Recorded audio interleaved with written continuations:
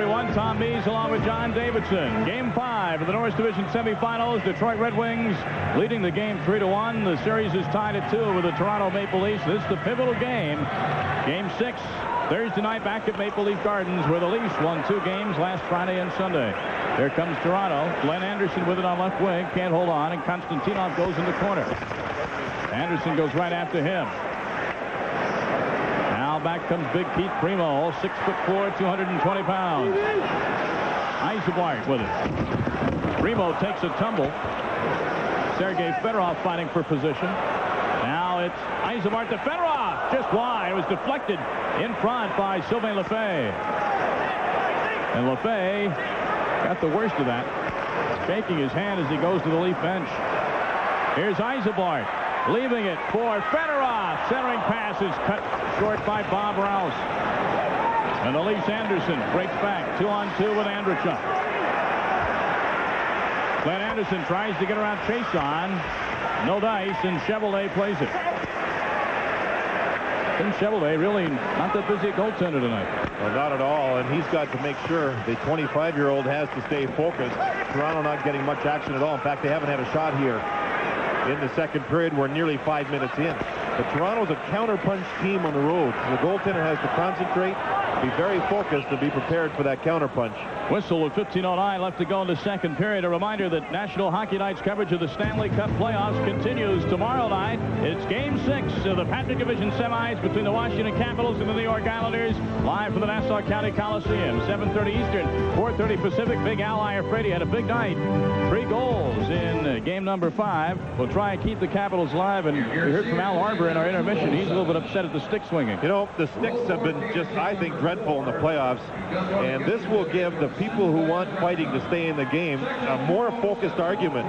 There's been only 3 different fights throughout the playoffs, but the sticks have been real bad. And already hockey people are saying this is what you're going to see if you take fighting out of the game. It makes the argument much more interesting, believe me.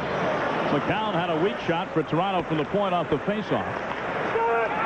Yeah, that debate will rage on. I have a feeling that Commissioner Gary Bettman is going to make a decision one way or the other soon, because the debate has been going on forever. Well, you had a good one this morning with Brian Murray. That was an interesting debate. Yes, we had a lively discussion. If it were politics, he'd be a liberal, and he'd be conservative, and I'd be a liberal. And that never happens. Here's Osborne looking for Berg in front. Berg was right on the doorstep. Never could control it. I'm on the fence. I hope I don't hurt myself. Feel strongly both ways. Yeah. Don't hurt yourself. Puck back out to center. Markal chases. What you're seeing here in the second period is puck possession Detroit. About 85% of the time, Detroit moving, skating, controlling the puck, controlling the boards, and Toronto having trouble getting on any offensive flow going at all. Wendell Clark's attempted pass cut off by Yzerman. You're right. Fits and starts for the Leafs. Almost no end-to-end action for them. Cicerelli goes to the corner, gets a stick up high, and Kerry Frazier does not blow the whistle. Wendell Clark trying to get behind the defense on the other end. He's taken off the puck. Fedorov pays the price at the blue line in front. Cicerelli scores!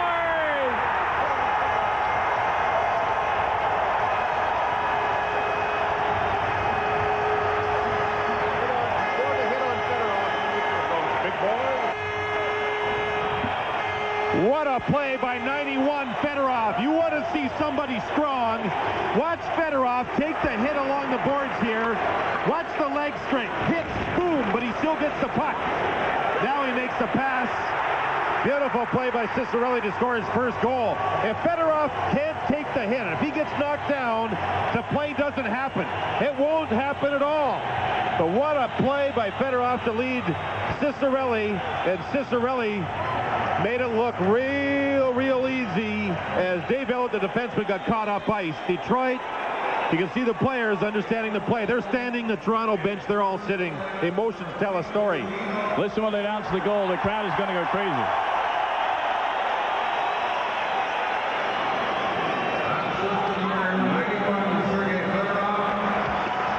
Well, they love Dino Cicerelli here in Detroit. Our colleague, they're going to have some fisticuffs here. Look out. Yves Racine is the Detroit partisan. And I believe Manderville, number 18 for Toronto. We haven't had a lot of pushing and shoving after a whistle, but when you see a score become one-sided, it's now a 3-goal Detroit lead. Frustration, I'm sure, on Toronto's side may start to become part of the game. Well, the Leafs know they've got to win one game here in Detroit sooner or later. Now listen to the crowd.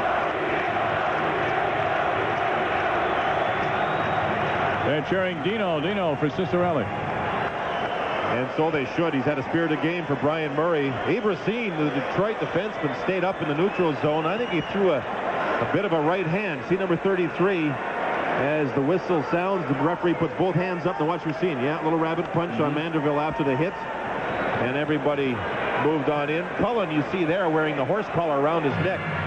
He's had problems with a disc up high in his neck. Missed a substantial amount of time. Able to come back and play in the playoffs, however. So Manderville, along with Racine, goes 2 minutes. I believe roughing is the call for each. At 6 minutes and 32 seconds. And let's take a look at the last goal. And as our colleague Jim Schoenfeld likes to say, you must be willing to pay the price when you cross the blue line. Fedorov did it, and because of his hard work, Ciccarelli has an easy setup here. And you see Ciccarelli made the move. Potvin waited for it, then got sucked into dropping down on the first move, and Ciccarelli went to the forehand, made it look easy like Shepard did. And again on Potvin is Fedorov, and that time Felix Potvin covers up. We're seeing two speeds here. Detroit speed, which is in overdrive, and Toronto speed, which is in low. They can't get it going. Detroit has just jacked it up here, and I think it started towards the end of the first period when Ciccarelli used a lot of hitting and got the people into it. Watch the pass work. One quick pass, 2 quick passes. Now watch the speed go to work. Right around Gill, a defenseman, the scoring chance of Fedorov is stopped. And it's not bad when your defensive centerman gets the offensive chance like Fedorov did against Gilmore. It's good stuff. Yzerbark almost knocked a loose puck into the Toronto net. Back the other way, Gill. He's poke checked from behind by Fedorov. Well, I know it's a pun, but the Red Wings are motoring them. As I say that, they give it away to Gilmore, and Chevrolet comes up big.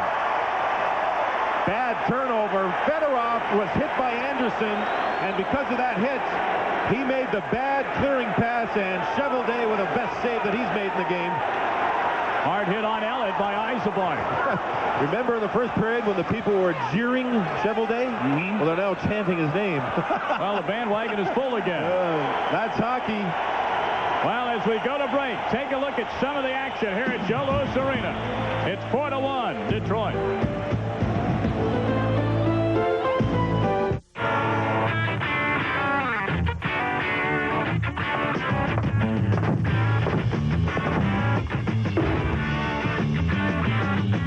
Cold-filtered Miller Genuine Draft.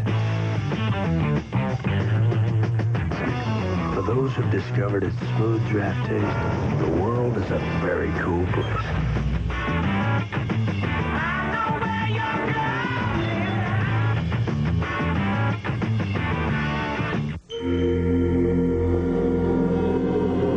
When it's greasy and grimy enough to be thrown away, you need Super Clean, the Tough Task Cleaner Degreaser from Castrol. Castrol Super Clean solubilizes grease, neutralizing its ability to stick, which is why it's more powerful than any leading brand. So maybe the only thing you should be throwing away is your old cleaner degreaser. If it won't come clean with Super Clean, it won't come clean. Castrol Super Clean is on sale this week in the automotive section at Kmart. Welcome to Joe Louis Arena in Detroit. Along with John Davidson, I'm Tom Mees, and the Red Wings are motoring to a 4-1 advantage. 12.5 to go here in the period. We're playing 4-on-4 for the next minute 4 with the Quinceantle Miners. And John, the Red Wings really love this open ice. Again, skill players do very well with 4-on-4. Konstantinov the shot. It's high over the net, but Yzerman hit him right on the tape. Another shot from the point is wide. That shot was taken by Chason. Well, the Leafs are, speaking of Chason, that's what the Leafs are doing, chasing the puck. Shepard and Konstantinov and Chason and Yzerman out there for Detroit. Trying to lengthen this lead. 35 seconds left in the Coincidental Miners. To Manderville and to Yves Racine of Detroit. Well, the Leafs having trouble getting out of their own end, even at 4-on-4. Osborne's pass intercepted. He's got Shepard. Does Yzerman. Shepard one-on-one. He's waiting. Konstantinov down the slot. The pass just wide. Chason. Wow. Had half the net to shoot at. Chason again. Can he get there? Keeping it in the zone. Penalty's almost up. Now the teams are at 5 aside. Here comes Mike Foligno. Or rather, Wendell Clark. Mandeville takes another hit against the boards. He's taken a beating tonight. Tries to deliver one back to Fedorov. Krushelnyski bumped into by Primo at center ice. 9 minutes into the period, Detroit's had 9 shots. Toronto's had 1. That was the breakaway by Gilmour, and Cheveldae with a brilliant save. Sylvain Lefebvre pays the price as he backhands it into the zone. He was nailed. Primo has hit somebody that's down on the ice. No goal. The whistle was blown by Kerry Fraser. And the goal is waved off as the whistle had sounded. Pearson is hurting. He was nailed, and we talked about the size of Primo. Primo's been given a penalty, and it could be a major. He's been told to skate off. I think he's going to get a 5-minute major, perhaps for boarding or cross-checking. He now skates over. Actually, he's skating around kind of in disbelief. This will be a big loss for Detroit as they lose some of their size and aggressiveness, and it will give Toronto a chance to get back into the game on the power play. Now, the second goal, the goal that was scored on that play, has been put up on the scoreboard, but I think Kerry Fraser blew the whistle as he saw the injury to Pearson, and the goal will be disallowed. Primo has skated off. Let's take a look at the hit.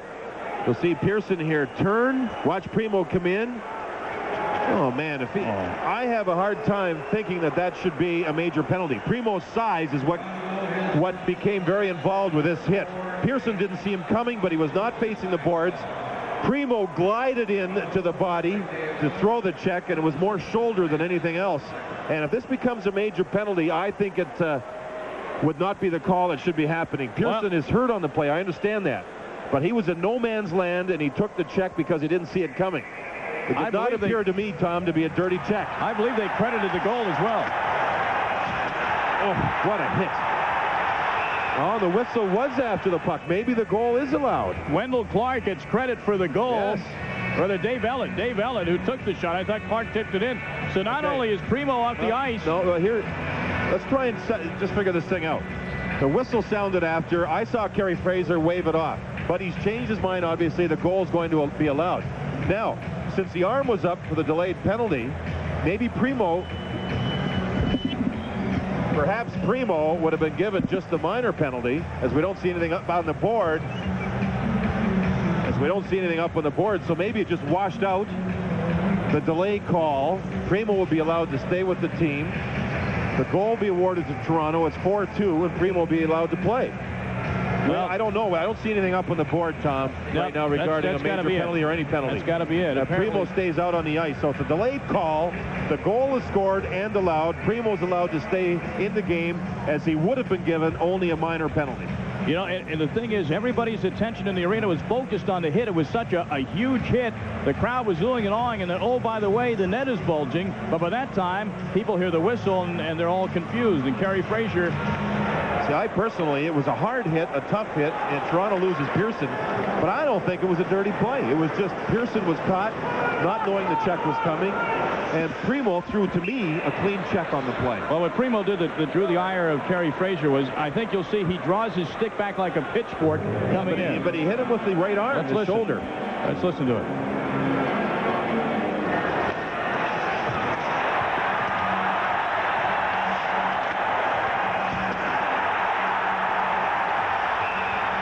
The stick was to the outside, though. He threw his arm and shoulder into the butt. He's the one that threw the check moments earlier on the fade. Two big, hard checks, as Toronto has not met the challenge of Primo and his body in this game. So Ellett scores the goal, oh, by the way, at 9 minutes and 12 seconds, his first of the playoffs.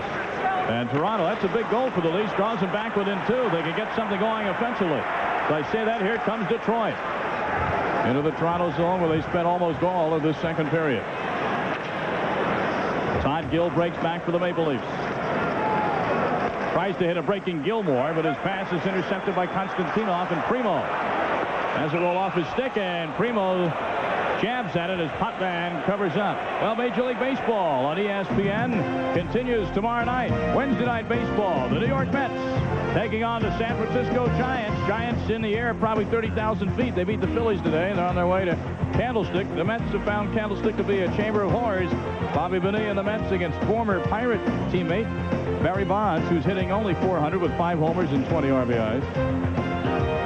Glad I'm not a New York Met pitcher going into Candlestick. That's some serious stats by Barry Bonds. How much that is a home run. I knew you'd get around to that. Detroit now makes a change. Remember, when Toronto puts their players on the ice, they have to do it first. They're the visiting team. 6 or 8 seconds later, Detroit can put their team on the ice, who they want to match up. That's the advantage of being the home team regarding line changes. The referee will dictate when the home team can go ahead and make the change and not allow the other team to do it. Here's the shots on goal. One side of this period in favor of Detroit. Both Yzerman and Gilmore thrown out of the face-off circle. Puck controlled by Toronto's Anderson. Up to Gilmore. Anderson's onside. Paul Coffey tries to wrap him up. Former teammates with those great Edmonton teams, and Anderson still retains control. Andrechuk is tripped up. Oh, it's man-on-man, Tom. Yeah. One blue jersey, one white jersey. Great defense by Detroit.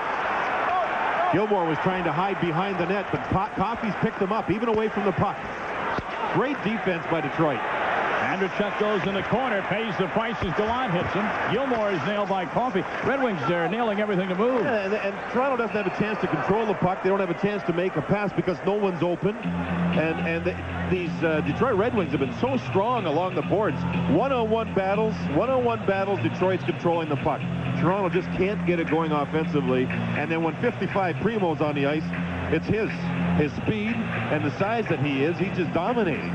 Physically and with speed. Number 93, Doug Gilmore. You take a look at his right eye as you look at his numbers. 90 points in 90 career playoff games. But Gilmore was bumped into the boards, not intentionally, by Steve Chason in the 4th game at Toronto on Sunday. And his right eye paid the price.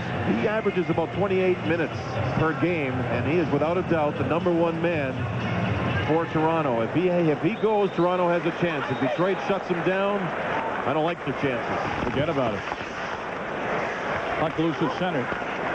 Colbert, who's been kind of quiet this game. He can interrupt, though. He hasn't played a lot, I don't think. No. You're seeing Brian Murray for the first time in a series really use his best players. Again, the old thoroughbred story. And could have a penalty here as Yves Racine took one after the whistle. Yeah. That hit came after the whistle. That was quite a while after the whistle. And again, we have pushing and shoving. That may have been Bill Berg. And Racine went right back after the lead player, even though the lead player was on the ice. The linesmen doing their best to break it up. Remember now, somebody instigates a fight or comes in and starts something, could be thrown out of the game, so cooler heads have to prevail here. Well, they sort it out. Let's take a break. 9 minutes, 4 seconds left of the second period. It is 4-2 Detroit. Dawson and Wyckoff Funeral Directors have been a part of Decatur for over 100 years. Through several generations, our family has grown up beside yours. Our focus has always been compassion, understanding, and to provide personalized service. Today, those goals are stronger than ever. They aren't just words. We share family sorrows every day. We have respect and we care. Our funeral directors are your friends and committed community members, people you trust. Dawson and Wyckoff, call on us. We understand. At First Mutual Bank, you'll feel right at home because we're your neighbors. Visit our main bank or one of our conveniently located branches. For all your checking and savings needs, see our staff at our West location in Fairview Plaza. The folks at our Spring Creek Plaza location are always ready to help. And if you live or work in Forsyth, you'll love the convenience of our newest location, across from Hickory Point Mall. First Mutual Bank. 4 convenient locations to serve you better. Welcome to Joe Louis Arena in Detroit, everyone. Game 5, Norris Division semifinals. Toronto-Detroit tied at 2 games apiece. Detroit dominating this game 4-2, and they'll be on the power play as that man, Bill Berg, gets 2 minutes for boarding. And Detroit's other power play here in this period was awesome. Toronto couldn't even get out of their own zone, and you'll see Detroit go with the same players on the power play. Primo and Ciccarelli, along with Yzerman, and two very good pointmen. Chason along with Paul Coffey. 1-for-1, 3 shots, but an absolute control of the puck in the Toronto zone. Yzerman will take the face-off with Peter Zezel. Zezel wins it, and clearing the zone for Toronto is Bob Rouse. Big moment here for the Leafs. They want to stay within 2 goals and stay within sight of Detroit. They can't allow a power play goal here. Offside the play. In ahead of the play was Keith Primo, and Kerry Frazier adds his whistle. Interesting to see when the puck was fired down to Cheveldae, the Detroit goaltender. Primo was skating back, but so was Ciccarelli. Ciccarelli and Bob Rouse, the right defenseman. Look at Ciccarelli still talking to him. Ciccarelli's going to go to the front of the net. Rouse is going to have to try and move him, and here they are. And they've been jawing now for about a good minute straight. I hope this telecast is not closed caption. Oh, good point. How's your family? Mine's fine. Thanks very much for asking. What a lovely day today in Detroit. Beautiful, yes. Yeah. And it'll be even lovelier tonight down in Toronto. See in about 30 seconds in front of the goal crease. Oh, Rouse and Ciccarelli going at it before the puck was dropped. I think better dropping the gloves, though. Rouse buries Ciccarelli behind the Toronto net. Nino takes a licking, though. Keeps on ticking. Paul Coffey in front to Primo. Had an open net. Oh, that was a wide open net for Keith Primo. What a play by Coffey. That's why this power play is awesome. Plays like that. Yzerman and Ciccarelli in the corner for Detroit. Again, the puck staying in the Toronto zone. Coffey the blast in front. Lays there. Primo tries to get it to Yzerman, and Putback covers up. Detroit fans and players pointing, saying that it should be a penalty shot because the Leaf player's on the puck. But Rouse gave the puck to the goaltender. If the Leaf player, aside from the goaltender, is on the puck in the goal crease, it is a penalty shot. But I believe that Rouse made a nice play and gave it to Felix Potvin, the goaltender. Look at Ciccarelli, established position. This is Dave Ellett trying to work. Ciccarelli. Potvin makes a good save through traffic. Now watch Rouse get the puck in a moment. Number 3 on the right. See how he's got it? But he'll slide it right on into the goaltender, and the goaltender covers the puck nicely. You know, Ciccarelli stands in front of the goalie like that. You know who he reminds me of years ago? You know very well. Gary Dornhofer. Absolutely. Well, Dornhofer was actually bigger than Dino and tougher to move. Just as smart. Detroit changes the 3 forwards, keep the same 2 defensemen on the ice for the power play. Coffey at the point. How'd you like to deal with Probert in front of the goal? Oh, my goodness. Blocking out the sun. There's Probert, backhand, Potvin the save. Ray Shepard with it now. Former Ranger, back to Coffey. Shepard. Shepard again. Chase on. He wanted to shoot before he had control. 37 seconds left, and the Maple Leafs finally clear. Detroit scored the most power play goals during the regular season, ranked number 1 on the road, number 3 on home ice. This is awesome, and it's been awesome since Paul Coffey got to this team. Yeah, he doesn't hurt your power play unit, that's for sure. Awesome. Coffey, of course, over 1,200 points in his career as an NHL defenseman. And you know, Toronto doesn't have a shorthanded goal in this series. I don't think they can consider thinking offensively. Fedorov almost had a breaking. Coffey wide open. Toronto just broke that centering pass up. And Berg is back out of the penalty box. Teams are at 5 aside, so the Leafs kill off that man disadvantage.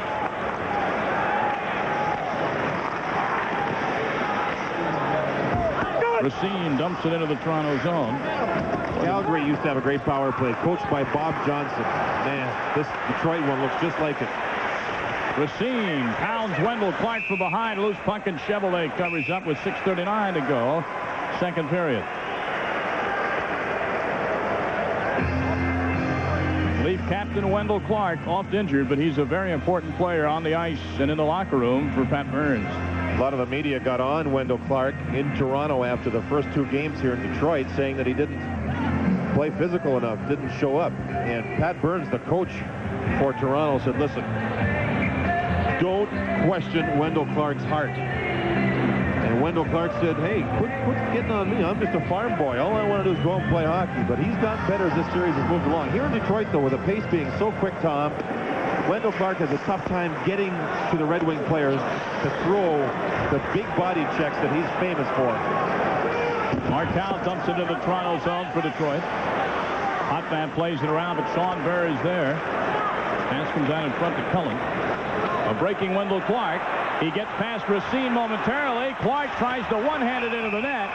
He and Racine go into the goaltender. Cheveldae will have a face-off. Toronto may have a legitimate gripe here. Racine just reached up and grabbed a hold of Clark and threw him down to the ice. No call. Toronto, that's about as close as they've come in quite a period of time to try and break loose. It was a good pass up ice by John Cullen to break Wendell Clark free. See Clark cut through the middle. There's the pass. Now he gets a step on Racine. And watch Racine reach out, grab, and push down Wendell Clark.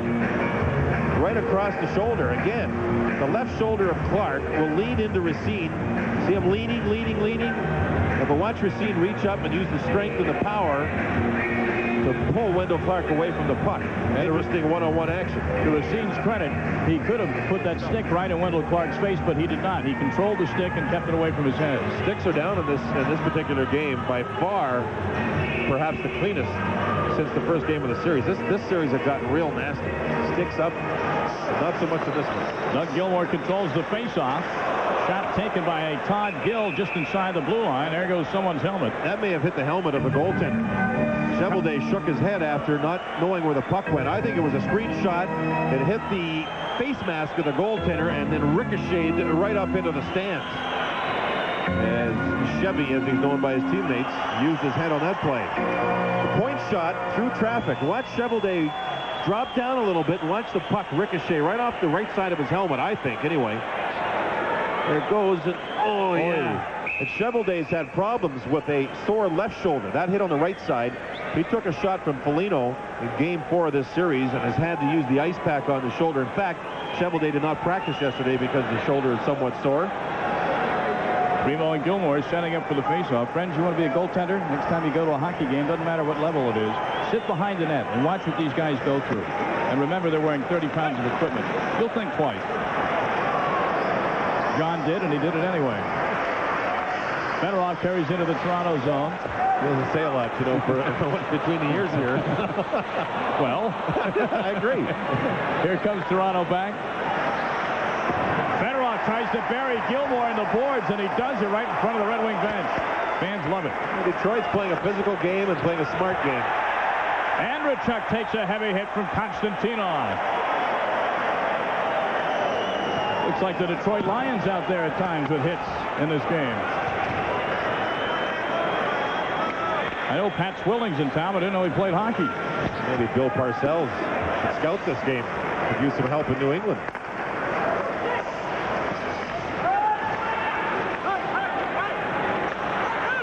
Peter Zezel bumped off by Chason. Detroit stepping right, a confident team they look like now, and we heard that during the intermission with Jim Schoenfeld and Al Morganti talking about it with John Saunders. A very confident team offensively. We've seen their patience in scoring around Potvin. We've seen their power play patiently move the puck. We've seen good team defense and very few giveaways. Just the one by Fedorov, and Cheveldae bailed his team out. And on a breakaway is Ciccarelli. Let's watch it. Over the top of the net. Oh, Dino the Dino is in alone on Felix Potvin. Back the other way is Peter Zezel. He's got Osborne trailing. That one wasn't even close. Gallant goes for it uncontested in the corner. Oh, the crowd to its feet watching Ciccarelli. Great pass again by Yzerman to spring Ciccarelli. This Detroit team is a great passing hockey club that leads to their high number of goals scored. Krushelnyski lays it back for Foligno, high off of the glass and hard. A lot of the Toronto shots when they do come, JD, are not on net. Well, these are players. Foligno was skating away from the net when he took the shot. There's nobody there to head for rebounds. There hasn't been anything clean at all by the Leafs. Just credit Detroit with a brilliant game. They've controlled every aspect of this game. Krushelnyski. Mike Krushelnyski, the former King and Bruin, behind the net. He has a long reach, too. Cheveldae held his ground. Nicholas Lidstrom. Up the boards and out the center. Toronto trying to get more aggressive, sending two men into forecheck. Earlier in the game, they were just sending one and sitting back. But Toronto has no choice. They've got to develop offense. They've got to try to create turnovers. So they're sending two men deep, hoping it will work. whistle as the puck is touched up. We'll have a face-off. 3:19 to go. The second period, Red Wings still by 2. Lisa's great, but there's something about Sharon. Sharon's okay, but Lisa, whew, what a knockout. Why is the grass always greener on the other side? You lucky dog. Lucky dog. Why ask why? Try a less filling beer with a lot more taste. Bud Dry. It's one thing Nice. that's beyond question. Taking a break, are you? No break. Oh, you smell good. Well, thank you. You wearing something? Just my deodorant. Oh, that Swab Super Stick I got you. Yeah. You like the Swab, huh? Yeah. Good. It costs less than your other one. Yeah, well, I think it works really well. Don't you think so? You're supposed to be paying attention to me right now. How many women tell their husbands they smell good while they're cleaning out the garage? Just one. That's right. Yeah. Super Stick. When Swab works this well, why spend more? Welcome back to Detroit. It's the Red Wings by 2. Watch Paul Coffey right in front of the goal. You'll see Krushelnyski spring loose with the puck, and Krushelnyski think about passing the puck. Look, Coffey move out towards the middle. Moves out towards... Now Krushelnyski has to shoot. He can't pass it because the lane was taken away, and does that make it easy to play goal? Ken Just stand there Manderville. and play the angle. Manderville was in the slot. He was open for a moment. Coffey showing why he's a perennial all-star. McCown crews it in. Jamie McCown. Chevrolet's way out of the net. And I'll tell you, one of the Red Wings lifted that net off the mooring. Well, Andreychuk was in front, and Gallant, I think it is, had to try and hold up Andreychuk. Toronto did a nice job winning the face-off, and Andreychuk had a stick held, and I think Detroit's very fortunate not to get the penalty. Gallant had a hold of the stick of Andreychuk, and that's against the rules. Let's take a look at our Budweiser Stanley Cup summary. The Pittsburgh Penguins yesterday eliminating the gritty New Jersey Devils. Chicago was swept by St. Louis. Boston was swept by Buffalo. So the fourth-seeded teams in those divisions wiping out the division champions, the Blackhawks and the Bruins. Ray Ferraro, 4 goals last night, but his team still lost to the Washington Capitals. But he leads all goal scorers in the playoffs with 8 and 10 overtime games so far in the first round. That's an NHL record. And Ray Ferraro coming back from the fractured leg, really doing his stuff. There was a penalty. It wasn't Gallant, number 18. It was number 16, Konstantinov, and he was holding the stick of Andreychuk, so Leafs get a power play. And this is a big situation for Toronto. They're still only down by 2. Now it's 1 as Dave Ellett shot from the point. And it's a 4-3 hockey game. As much as Detroit has dominated the play, they're still only up by 1. Well, we said it earlier, Toronto not getting much going offensively, have got to get the power play going, and now they're winning faceoffs. They won a faceoff, which led to the penalty to Konstantinov, and they won the faceoff to get the power play going. You see the point shot beating Cheveldae, and all of a sudden, everybody starts to get a little quiet here in Detroit. It's 4-3. Good pass across. Ellett with a big shot, and accurate shot off the goalpost, beats Cheveldae, and how quickly the complexion of this game has changed. Dave Ellett with a second goal of the game, and all of a sudden, from a 4-1 lead, it's now 4-3. So Doug Gilmour gets an assist, and Dave Andreychuk gets the other. So it's Ellett from Gilmour and Andreychuk, and it's a 4-3 hockey game. And hang on, here comes Glenn Anderson. Let's see if the Leafs are revved up after that goal. Anderson takes a shot. It's blocked by Konstantinov. Loose puck in front. Cheveldae had to make a save on Konstantinov, his own man. He almost put it in. Here's Rouse with a shot. Rebound, Anderson in front. Konstantinov sweeps it away. You called that one. Let's see if Toronto gets revved up. This is the best 2 minutes of the period and best 2 minutes of the game, especially at even strength, that Toronto has played. Again, we have to mention that Andreychuk, after the face-off win, went to the net. Konstantinov held him up. I had originally thought it was Gallant, who, by the way, is number 17. I'll get that right. Well. And so, once that Andreychuk drew the penalty, Toronto wins the draw. Andreychuk gets an assist, and Ellett makes it a 1-goal game. Well, reminder to stay tuned to our Dodge Intermission Report on National Hockey Night. Jim Schoenfeld and Al Morganti give their analysis of the game. We'll have a look at instant replay and how it's been doing in the Stanley Cup playoffs. And from this reporter's viewpoint, from John Davidson's, I'm sure you concur, it's been doing marvelously. Brilliant. This game is such a fast game, and many things happen. It's a real assist, I believe, to the officials. They believe in it, and I think the league believes in it. Leafs now pitching into the Detroit zone, trying to keep the puck in. Osborne does it, but here comes Detroit. Yzerman, can he get by Osborne? Can't do it. Well, you hold your breath when Yzerman and Cicerelli and company get that puck at center ice with room to roam. Well, they've had success moving the puck through the middle. We've seen breakaways. Cicerelli missing that breakaway has hurt his team in this game. That could have really put the game into a position where Detroit would own it completely. But he missed, and Toronto's come back. Should be a heck of a third period now with the Leafs back within one. Don't go anywhere. This thing is far, far from decided, even though you'd have to admit that Detroit has had the better of the territorial play. Puck goes out of play, a whistle for faceoff, 1:43 to go in the second period. Stevie Yzerman looking on, going opposite the other number 19, John Cullen. When Yzerman here with Detroit saw that his team had traded for Paul Coffey, one of the first things he asked Paul Coffey was, tell me about the leadership abilities of Paul Coffey.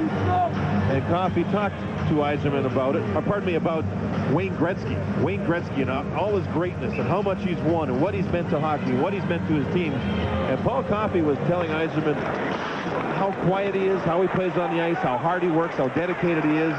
And you can see Yzerman, a great leader, trying to become a better one by asking those questions. Again, the Leafs have it in the Detroit zone. They've been winning the battle of the territorial play in the last 3 or 4 minutes, but here come the Red Wings, 4-on-2. Pass is broken up, and here comes Foligno. Mike Foligno. Wendell Clark. Wendell Clark carries into the zone. Clark to the backhand. Chevalier the save. Rebound in front. Chevalier is down, and nobody could get a stick on it for Toronto. Second effort by Clark, a 2-on-2 play. He was able to get loose and get the shot on goal. Fedorov with it at center into the Leaf zone. Fedorov hitting a breaking chase on. Under a minute to go. Second period. 4-3 Detroit. Centering pass in front by Shepard, or rather Dallas Drake. And it doesn't connect. They'll have an icing call as the Maple Leafs fire the puck down. How quick things change in this game. A period dominated by Detroit. And Pat Burns sees the heart of his club come right through as they battle hard to climb back into this game. You'll see Lidstrom working Wendell Clark. Wendell Clark spins away and gets the backhand shot. In front, Coffey tries to tie up Foligno, which he does. And you see the Leafs finally getting to the net, trying to find a rebound, and can't get there. Look at Coffey. Pick off Foligno, stay with Foligno. That's man-on-man away from the puck. Coffey using one hand on his stick, hauls Foligno down. Foligno tried to kick that sucker in, too. That's not a quick line by Toronto with Cullen and Wendell Clark on there, so you know that they have to win the one-on-one battles, and Clark did on the defenseman Lidstrom. Sylvain Lefebvre up to Manderville. Manderville's belted into the boards by Cicerelli. Dino will give you the hit. He showed that in this game. He's a little guy, but he doesn't mind giving the body. And he'll take the hit, too. Oh, yes. Chase on behind the Red Wing net. Toronto now not sending 2 men in deep with Detroit setting up. Making sure everybody's back in the neutral zone and not to be outnumbered. Yzerman into the slot. Cicerelli tried to set a screen. Shot is wide. 10 seconds to go with Gilmore. Gilmore motors into the zone. Manderville. Back pass intercepted, and that should do it for the period. Scalott, fans are telling him to shoot. Red Wings don't get off a shot. John Davidson, the shots on goal after 2, 21-13 Detroit, but it's a one-goal hockey game. Toronto needed a power play to try and find offense. They got that. Detroit with a 1-goal lead. Will they tighten up? Will they allow the pressure to get to them? I don't think Toronto has pressure on their hockey club. They're going home for the next game. The pressure is squarely, in my opinion, on Detroit. How will they handle it? Dave Ellett, 2 goals for the Toronto Maple Leafs, has brought the Leafs back within 1. After 2 in Detroit, we got a heck of a hockey game. Red Wings lead it 4-3. We'll be back with more in a moment. Are you an AT&T salesman? Yes. Is your company telling customers that MCI's 800 service isn't reliable? Yes. Is that the truth? Yes.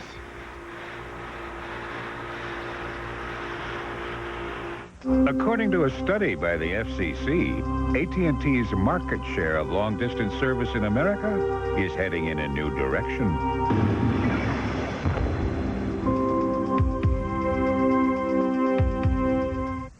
Fast. Easy. You're done. Yeah. beautiful. It's Kit. And it lasts. What? This is not working. I can get the temp, but the temp won't know the software. No, I got it. I just can't open it. Changing the vertical alignment will change Oh, nobody knows it. Nobody uses it. an insertion point.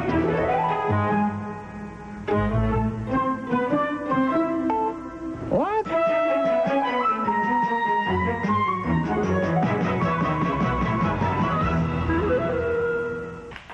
The 3M Filtrete Clean Air Filter gets more of the small stuff that's in your air out. Stuff an ordinary furnace and air conditioner filter would miss. Like more of the dust.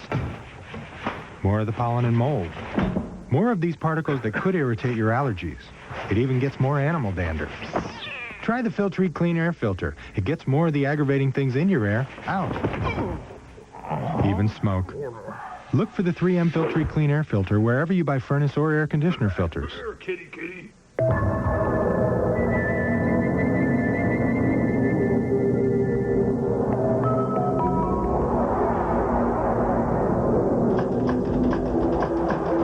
For all the thousands of words already written about the revolutionary Dodge Intrepid, Automobile Magazine managed to sum it up in just 4.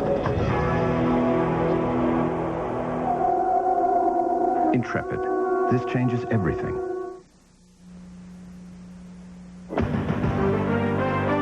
The Dodge Intermission Report is presented by the New Dodge, a division of the Chrysler Corporation. Welcome back, everyone, to the Dodge Intermission Report. It was a 4-1 lead. Right now it's 4-3 Detroit over Toronto and Jim Schoenfeld. Detroit, I said it earlier that this is a team that I thought could play against the Pittsburgh Penguins should they get that far. There's really a lot of reasons I would make a statement like that. Well, their greatest asset is this tremendous offensive ability they have. They have great quickness, great speed, and they move the puck as well as any team in the league. You'll see this play here. It starts in the Detroit zone. One pass. Primo's going to make a little dump pass here. Eisbart will see Fedorov. They go to the net, and that's just good puck movement very quickly. Now you see Fedorov with good outside speed being stopped, and here we come with a goal. Again, a transitional game, quick turnover. Ciccarelli keeps going. Fedorov stays with it off the boards, and Dino Ciccarelli goes in and scores the goal. If they stay to that game plan, they're a very difficult team to beat. When they get off and they try to play a rough tumble game, that's when they get into trouble. Ironically, the reason they may try to do that is the criticism has been that they don't play with enough belligerence, that they have to be a little tougher if they want to win the whole thing. But against Toronto, they may not need that belligerence. They get in trouble. The power play, they run one in. I think right now, if you go into this last period, it's a lot of pressure on Detroit. They don't want to go up there. Having lost this game, they lost the lead here. I think we're going to see what Detroit's made of in the final period. Yeah, winner of this series, of course, gets to play the St. Louis Blues because the Blues swept aside the Chicago Blackhawks, the regular season champions in the Norris Division. And after losing in 4 straight, Chris Chelios and the rest of the Blackhawks were very apologetic about their play.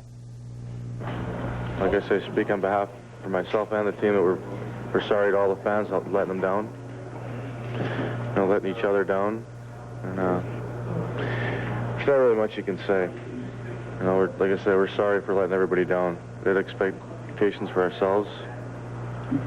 Myself, I had great expectations for the team, and it just didn't happen for us. Now, there's got to be something said about the fact that it's tougher to be the first-place team than the fourth-place team. You have so much more to lose. There is so much more, so much pressure. You're the favorite. As far as apologizing to the fans, I thought they played a fairly tough series. They ran up against a hot goaltender.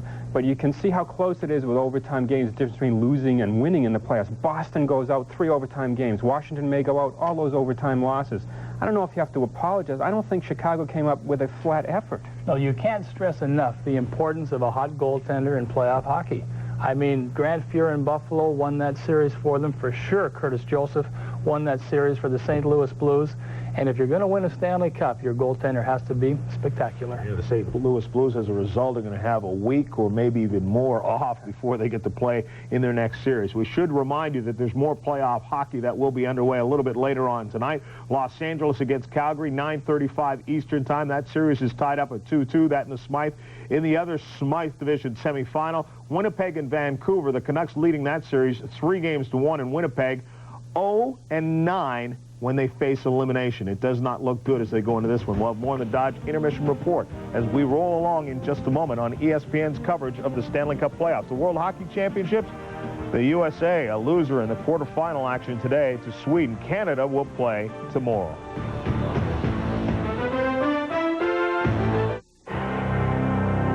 Magic Moments, presented by Dodge. Montreal's Jean Beliveau played 20 seasons for the Canadiens, and the price to acquire him was very high. Bowing to fan pressure and recognizing his value, Montreal purchased the entire Quebec Senior Hockey League in 1953 just to acquire Beliveau. The move proved to be worth the price, as Jean Beliveau led Montreal to 10 Stanley Cups and provided many magic moments.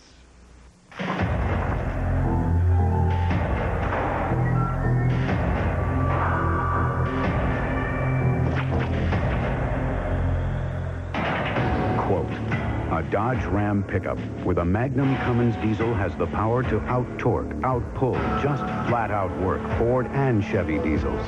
Unquote. Dodge, the most powerful line of trucks anywhere. Now get $500 cash back on regular cab Dodge Ram Cummins diesel pickups. Don Mattingly blocked his path to stardom in the Bronx, but now the Angels' J.T. Snow is storming back to prove the Yankees wrong. Tonight, live on ESPN, Tuesday Night Baseball.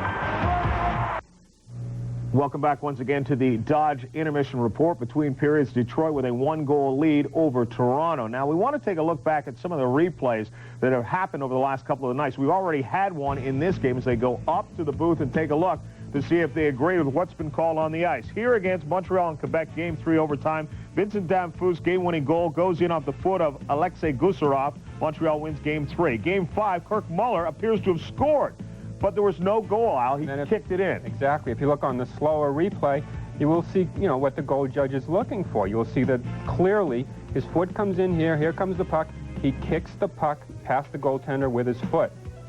Here you go. Boom, soccer. Without question, they make the right call upstairs, so they continue on. Vincent Damphousse then appears to have scored here. The red light doesn't go on. The play doesn't stop. And so they go to the replay once again, and the replay makes the right call. There you go. There it is. Back of the net. Bing, bing, 2 shots. You see the flash of the camera out again. It's a goal. They get it right. That's the idea with replay, to get it right. And they usually do. What they should do is get that overhead camera in every arena. It's not in every arena right now. It's not like the National Football League where it took forever and they didn't often get them right. These ones they've been getting right. Now, the other series that was very interesting between Buffalo and Boston, interesting because the #1 team in the Adams division is ousted after just 4 games. It went to overtime in game number 4 as Buffalo gets the win. Rick Jeanneret with the call. Gets tripped up, gets it to May, and over the line. Here's May going in on goal. He shoots. He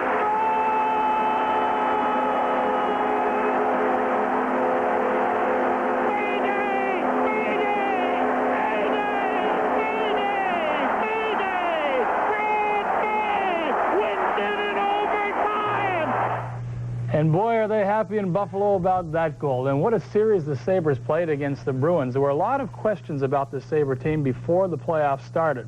How would Grant Fuhr play? Would Alexander McGillney be a playoff player? And would they get the support offensively from other players? Well, all those questions have been answered. Fuhr was spectacular. McGillney and LaFontaine were magical once again. Bob Sweeney, Himmelev, Brad May scoring the overtime winner. All the support the Sabres needed. And now they are a team to be reckoned with in these playoffs. And they're also yelling Mayday in Boston, but for other reasons. Ray Bourque had an awful series. You have to wonder, are they going to stick with their veterans in Boston? You saw Andy Moog go right off the ice and through the tunnel. Andy Moog might have gone right off the ice, through the tunnel, and out of Boston. Look for big changes in the Bruin organization over the summer, a new goaltender next year, and maybe even Ray Bourque on the trading block. Wow, it's amazing what 4 games will do after a terrific season. Absolutely. We have a 1-goal game right now in the Norris division, and Tim Chevelday comes up with a save here. That's the difference between a 1-goal lead and a tie. Final question, ladies. How would you save the planet? Tax credits for education. Aggressive environmental legislation.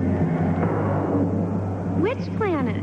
Why do pageants still grate on the curb? Queen of the entire planet. Try a less filling beer with a lot more taste. Bud Dry. With a beer this different, What a surprise. it's no contest. Phone, Mr. Lyons. Phone. Hello? Lyons, that package you sent That's not me. What? I am shocked and appalled. Let me confer with my staff. Federal Express? Only Federal Express can confirm delivery in seconds and has a tracking guarantee. Your people received the package at 9:20 a.m. I'm terribly sorry. Say no more. Let's do lunch. Nobody tracks better than Federal Express. We'd like to make 2 points in this Avis commercial. First, you can get a great Avis Saver rate on minivans like this. Yeah.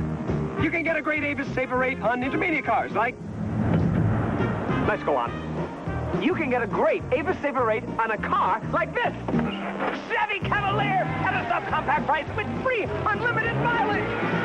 So call us and we'll grab the one you want. Which brings up point number 2, that the employee owners of Avis really do try harder. It's where you had nicknames, attitudes, all-night talks, and part-time jobs. And since you left, it's the area code most of your calls go back to. Call AT&T now, and you could pay less for them. Spend $40 or more a month, we'll take 25% off your favorite area code, plus 15% off your other calls, guaranteed, with no monthly fee. Call 1-800-426-4752. Real savings made simple. Just another part of the iPlan. It's crazy. They love it, but that's why they do it. They're the relentless men and women of sports, doing what most people think is impossible. Max Out premieres Monday on ESPN. Following the Red Wings and the Leafs, it's baseball, the Yankees and the Angels. That one coming up after the 3rd period. And then on Thursday, a doubleheader, starting with the Wings in Toronto to face the Leafs. That's at 7:30. Then after that, we'll move on to the Smythe Division, where the Calgary Flames will be at the Los Angeles Kings. When you first see Buick's 90th anniversary edition, you'll be amazed.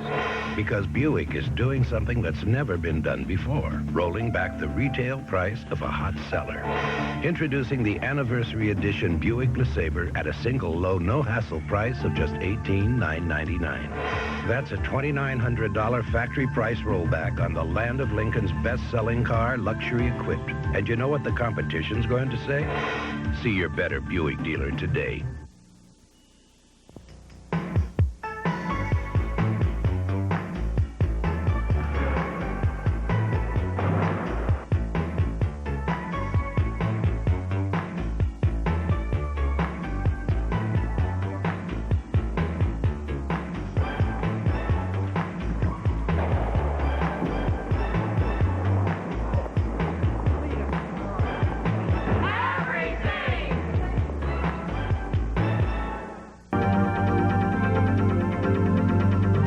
NHL is playing for keeps. The Capitals face the Islanders in Game 6 tomorrow night, live on ESPN.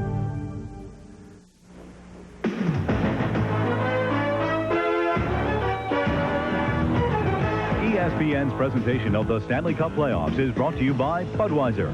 Fresh, pure, natural. Proud to be your Bud. By the new Dodge, a division of the Chrysler Corporation. And by Visa, honored at over 6 million more places than American Express. Visa, it's everywhere you want to be. Nighttime look at the bridge connecting Detroit, Michigan and Windsor, Ontario, Canada. 4-3, Red Wings take a 1-goal lead into the 3rd period of tonight's Norris Division game. John, the Red Wings have scored 4 times on Felix Potvin, and you talked in our open about Potvin's style of goaltending. Yeah, we said there's no doubt Detroit was going to shoot high on Potvin and test him up high. Let's see what they do. Oh, there's one low one right through the legs. There's another low one right through the legs. Now here you'll see Potvin get locked up early. And Shepard with time moves around, and here again, Potvin locked up as Dino Ciccarelli moved around. It looks like Potvin is locking his legs, not moving them well, and in turn, Detroit is working on the goaltender's style and maybe fooling him a little bit. Maybe the goaltender's thinking high, and Detroit's going low. Now with a score of 4-2 Detroit, the Red Wings still in obvious control of this hockey game. Dino Ciccarelli has a breakaway, and usually Dino buries breakaways, but not this time. This was a chance for Detroit to really put themselves in a position where they could relax, perhaps. but they end up missing as Cicerelli here tries to go high. That's the only time they went really, high on a great scoring chance. Didn't score like we thought perhaps Detroit would. Toronto came right back. Andreychuk got his work done as he helped draw a penalty to Konstantinov, and then Andreychuk got the assist on the power play goal by Ellett, and all of a sudden it's a 4-3 game. So you see Doug Gilmour and his teammates Dave Andreychuk, the rest of the Toronto Maple Leafs, they want desperately to win this game and have a chance to clinch the series at home Thursday night on ESPN from Maple Leaf Gardens. Detroit wants to hold serve here for home ice. If they have to, they'll take a 7th game at home. And should they win this series, Detroit would have home ice in every series until they could get to the Stanley Cup Finals. You see the shots dominated by Detroit, the quality shots by Detroit, very one-sided at the same time, and face-offs have been one-sided in favor of Toronto, and that led to one of the Toronto goals. Play back on here in the 3rd period. Red Wings looking to extend their 1-goal lead. Toronto looking to tie. Peter Zezel with it for the Maple Leafs. Up to Berg. Berg at center. Lost one in behind the net. Chevrolet leaves it for Mark Howe. Nice to see Mark Howe healthy again. He had back problems several years. Limited his playing time.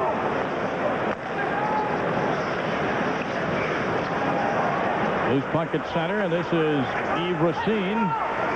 Racine is dumped into the corner by Rouse, and a penalty on Bob Rouse coming up. Terry Frazier wasted no time lifting the arm as Rouse took a few strides into Yves Racine. This is one thing Toronto did not want early here in the 3rd period. Racine, the defenseman, moved into the zone and then got nailed into the boards as Rouse had the stick up high across his face, driving Racine into the boards. Interesting to see early in the period how the Detroit defense jumped into the play and then helped lead to what will be a Red Wing power play. Holding at 43 seconds, Rouse also had a hold of the jersey, and he controlled Racine with that hold and nailed him into the boards, and that's the penalty. Not what Pat Burns had in mind on the road down by a goal in the 3rd period.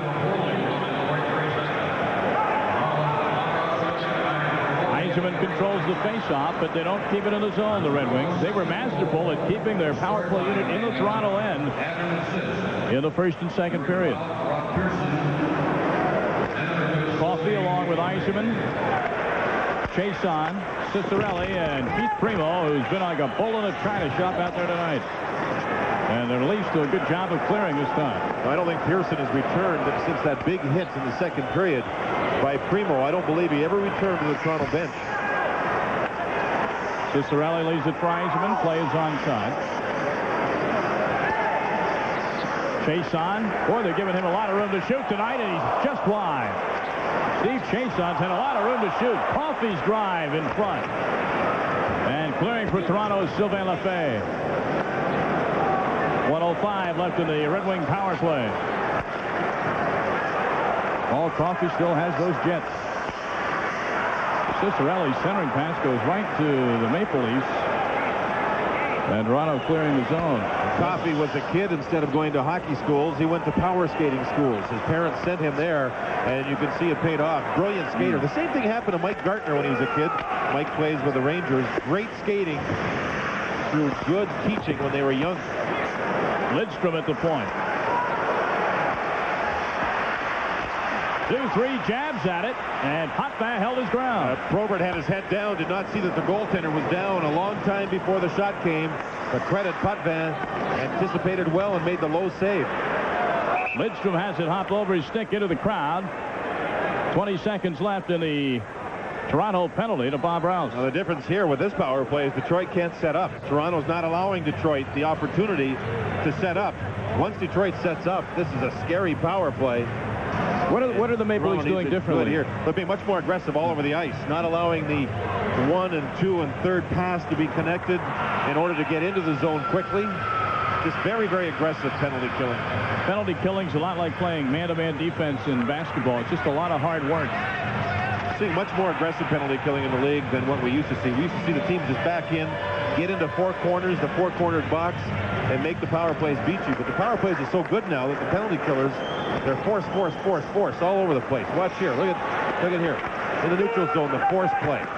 More forcing. Now will Detroit be able to set up? Time for one last rush. Fedorov is in on side. This is Eisebart in the slot. The backhand, and Potvin is there. Rebound in front. Potvin is there. Primo jabs at it. Talk about a great defensive play. The save was made again. The Red Wings go after the legs of Potvin, perhaps trying to put the puck through the legs of Primo. Has had a brilliant game, his best game of the playoffs by miles. And then with the puck sitting in the crease, Jamie McCowan does a great job as we look at it from the reverse side. You're going to see the play right in front.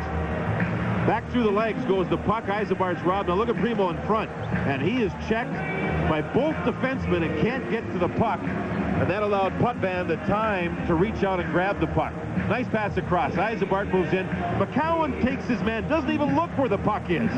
Takes his man, stays with him, and then with the help of Lefebvre, it takes two men to take down Primo. They got the job done on the big Red Wing forward. Penalty is over to Toronto, and the team skate 5 aside. So the Maple Leafs dodging an early bullet here in the third period. 17:05 left. 4-3 Detroit. Series tied at 2. Game 6 on Thursday night in Toronto.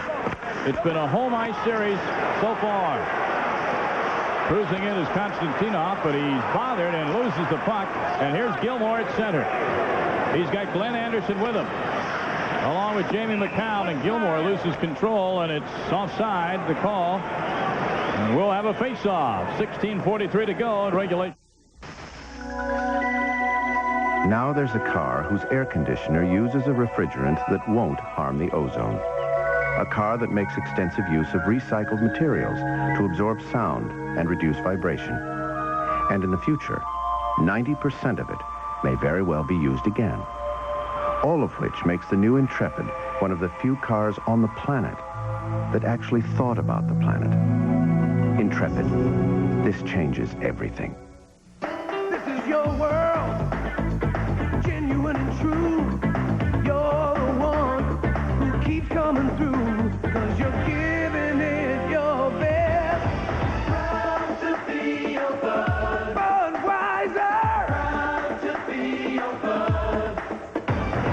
Proud to be your bud. Ooh, yeah.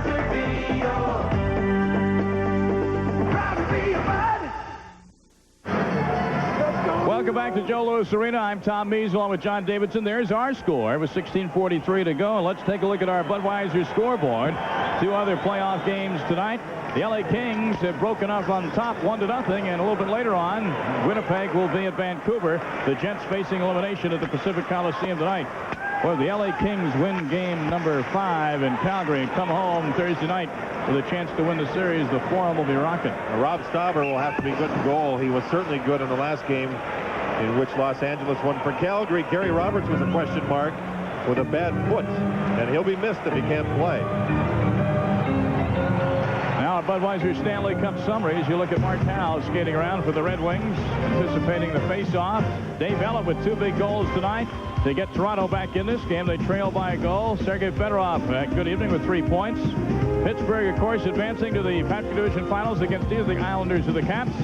And 2 favorite teams, Chicago in the North, Boston in the Adams, swept out by St. Louis and Buffalo, respectively. And the main thing there, the interesting item, 10 overtime games so far in the first round, an NHL record. Toronto, a defensive draw. Zezel or Gilmore take those draws. In fact, they've taken 42 out of 47, those 2 players, in the first 2 periods. Peter Zezel with it, former Flyer in blue. Now one of the most popular players in Toronto. Osborne behind the Detroit net. Mark Osborne. Yves Racine is on his back, but he still gets it to Ellett. Dave Ellett's had a good game. A couple of goals for the Toronto defenseman. Potvin leaves his net to play this way. Sean Burr in there pitching in, tries to steal it. Here's Dave Ellett.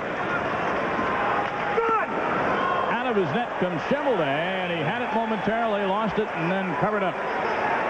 Shaky, shaky play. Mark Osborne, as we mentioned earlier, having to play with the rib cage that has been frozen. Interesting, his wife's name is Madeline Smith, a movie actress. She was in the movie Funny Farm with Chevy Chase. She said she really enjoyed doing that movie. Family lives out in Albuquerque, New Mexico. They're watching? Yeah. Colonel Smith, retired, watching on. And Mark's wife, Madeline, the actress, due with their first child within a month, and he's had to talk to her repeatedly. Remember, not on a game night. Not on a game night. Please. That's what Mario Lemieux is telling his fiancée. Not on a game night. We understand that Thomas Sandstrom scored that goal for the L.A. Kings, his first of the playoffs. And if Sandstrom and Granado and Robitaille can get going, look out for L.A. And Gretzky. Yeah, let's not forget him. Yzerbark, he's in, but his shot is wide to the stick side. Fedorov keeps it in the Toronto zone. 4-3 the score. Still plenty of time left, third period, 15.5 minutes. Fedorov. Cross ice. Potvin makes the chest save on the shot by Constantino. It seems as though Potvin is starting to get better with this game. Will Cheveldae. Konstantinov cuts off Todd Gill, who was motoring in for a good chance, never got a shot away. Vladimir Konstantinov doing his job.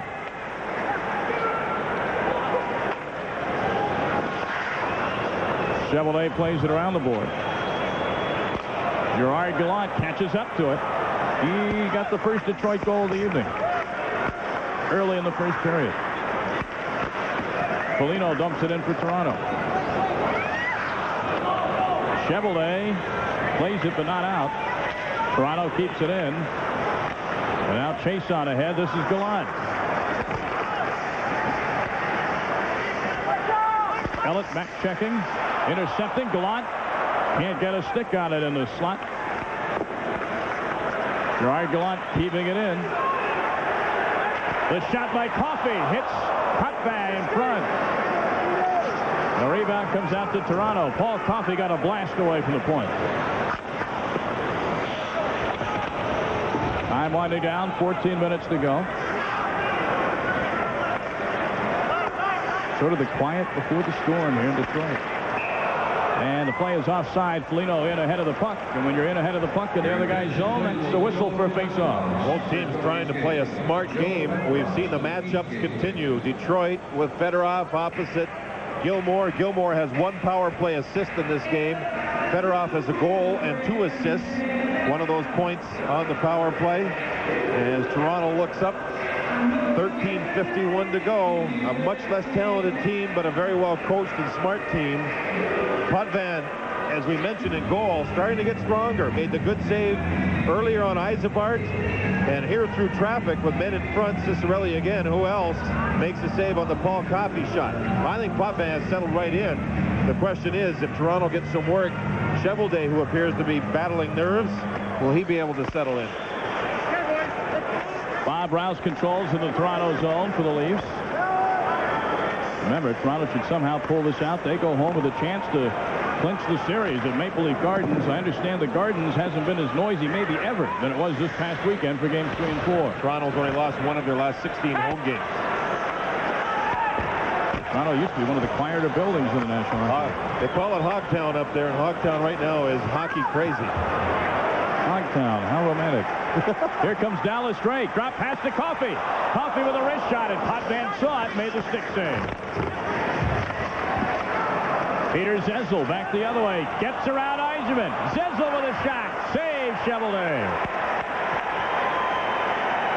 Big save by Cheveldae in a big spot.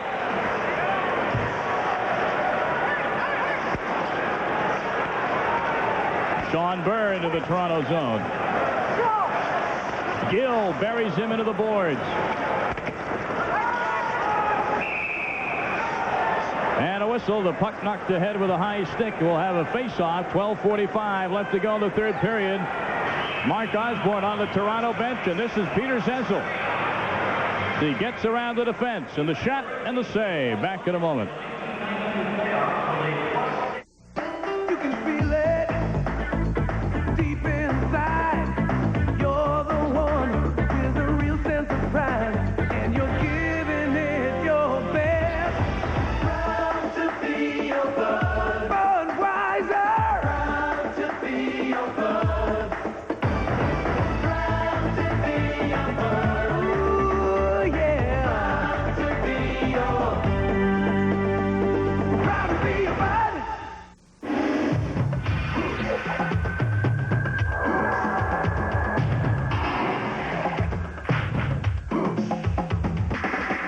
Unquote. A mid-sized Dodge Dakota with an optional 230 horsepower Magnum V8 outpowers, outhauls, and just plain outpulls even full-size 5-liter V8s from Ford and Chevy.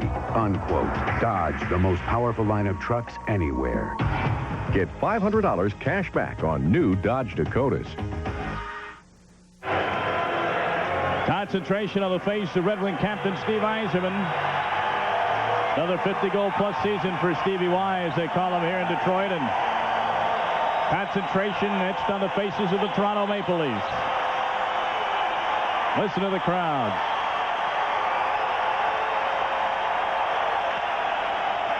Play back on. Huttman leaves it for Ellett, but Burr intercepts for Detroit. A lot of good marking man-on-man by both sides in this third period. They're very well played as far as defensive hockey goes. And again, this is Toronto's strength, there's no doubt. And whenever they've cracked here in the third period, Felix Potvin has been there. Probert dumps it in. You don't see Detroit do this too often, but with Probert and Burr on the ice, they'll do that. They'll dump it in, and with their style of play, along with Kennedy, try to work the boards, as you see right here, and retrieve the puck. It looks like they may. This line hasn't had too much time on the ice tonight. Sheldon Kennedy with it now. Probert just knocks over Todd Gill to try and get to it, but they can't keep it in the zone. Gill carries in by his lonesome. Wendell Clark overskates it. Here comes Detroit. Nicholas Lidstrom with it, or there's Sheldon Kennedy with a blast, and it's wide. Now Fedorov trying to keep it in. He hits a wide-open Chason. Chason tries to pass off the backboard for Fedorov. Fedorov's shot is blocked, and the Leafs have a 2-on-2. Here comes Jamie McCown. Konstantinov cuts him off. Tom, when you're in a tight game and you try a drop pass and it doesn't work, it just traps your people, and Toronto got away with one. Keith Primo trying to get around Lefebvre. Can't do so. Sylvain Lefebvre ties him up. Lefebvre winning the battle against the bigger Primo there. Kent Manderville the shot. It's high for Toronto. Chason was surprised by the puck coming in on him in his own zone. Clears over the glass into the crowd, and the face-off in the Detroit Red Wings zone with 10:51 remaining in regulation time. You mentioned the drop pass, John. Cullen actually thinks he makes a good play, which he probably does, but Wendell Clark wasn't ready for the drop pass, and when it doesn't work, it traps everybody. 4 Leafs caught. Now it's 2-on-1 the other way. Wendell Clark works like crazy to get back, and you see the shot go wide by Kennedy. I think the Leafs were fortunate that it wasn't the skill players on the ice in that situation. Great pass up ice, and watch Lefebvre play the body perfectly. Perfect defense. Lefebvre took the shortcut, cut Primo off at the pass, and even knocked the big guy down. That hasn't happened often in this game. More details on the Bunch scoreboard. Sandstrom got the goal for the LA Kings at 2:52 of the first at the Saint-Alone. Jimmy Carson, Luc Robitaille assisting. Robitaille just his second point in this series. That's Mike Trushelitsky on the Toronto bench. Play back on in Detroit zone. Puck is deflected wide. The Maple Leafs pinching in now. Gallant tries to clear the zone. Ciccarelli can't get to it. Anderson keeps it in. Cross-ice pass. Andrechuk, it's behind the net. Optical illusion. Looked like it could have gone through the net and out again, but it was a little bit wide. Back the other way. Ciccarelli's drive is high out the glass. Dino Ciccarelli taking some punishment from Andrechuk. And a hand pass. Of course, that's okay. As long as you don't close your hand over the puck. Please clear the zone. It didn't used to be okay, but it is now. Anderson skates in. Got some shooting room momentarily. He's a dangerous man with the puck. He can thread the needle. Andrechuk, 5 goals in the series, including one tonight. Gilmore's centering pass is cut off. And we got some mugging at center ice. Andrechuk lost his stick and put a glove in the face of Ray Shepard. I don't think Kerry Frazier saw it. Face-off with 9:41 going in the third period. Well, a hockey doubleheader for you on Thursday night. National Hockey Night, Game 6 of this series. Detroit and Toronto from Maple Leaf Gardens to 7:30 Eastern Time. and followed by the Calgary Flames LA Kings. Game 6 of that series from the Forum in Inglewood. 10:30 Eastern, 7:30 Pacific time. Stanley Cup doubleheader on Thursday. Get the chips in the dip and don't go anywhere. Fasten your seatbelt. Let's watch a little bit of team defense here. Eiserman will move in. Coffey's in front. Now watch Coffey tell his player, the other defenseman, move over, I'm here, as Lidstrom got control of the puck. There's a little love tap to the rear end side of things to send the message out. If you could silence the roar of the crowd and have a mic down there on the players, you would realize a great deal of talking goes down there in the ice. Communication very important no matter how they do it. Goaltenders especially with their defensemen. Toronto going with 5 defensemen. Mironov has hardly seen any ice. 5 defensemen rotating in the Leafs zone. Detroit still going with all 6. Actually 6 of 7. Conroy not playing much. Zezel into the zone is taken down by Paul Coffey in front of the Detroit net. No penalty call. Loose puck in front. Oh my. Fedorov just got it out of harm's way. 9:05 regulation time. Toronto putting some pressure on. Ray Shepard. Fedorov on the ice with his whole shift against Zezel. Now Fedorov goes off. I know that Gilmore will probably be the next center on for Toronto, so he will not see Fedorov this shift. If that indeed is what the coaches want. Jamie McCown looked to send Foligno away. Foligno is bodied off the puck. Yves Racine backhand back to the point. Elliott sends it in. A lot of board work going on here in the Detroit zone. Wendell Clark looking to center behind the net. Clark takes it himself, shoots again on the rebound. It's in the net. It's a 4-4 hockey game. Cheveldae had no idea where the puck was. The original shot was on the ice towards the stick side. Cheveldae made the save, and he kept looking down. He kept looking down thinking the puck was there. But the puck had squirted out into the slot where it was shot again, and Cheveldae still looking down, didn't see the puck go by him. Great forechecking here by the Leafs. Look at how they're sending people deep now. You're going to see a shot go to the stick side right here by Clark. Now watch the goaltender look down. Still looking down. Still looking down. Still looking down. Meanwhile, Clark reshoots the puck, and with Foligno doing the work in front, the goal scored. There's the shot. The goaltender still does not know where the puck is. And you see the shot ricochet off the defenseman, I believe Racine, number 33. And Wendell Clark, the captain, gets his second goal of the playoff series, and we're tied at 4. Wow. 8 minutes and 19 seconds left, and we have to say now, regulation time. We're tied at 4. Remember, 10 overtime games already in the Stanley Cup first round. As Chason touches up, icing will be the call. Face-off in the Toronto zone when we return to a stunned Joe Louis Arena. The Maple Leafs have come from 3 down to tie it.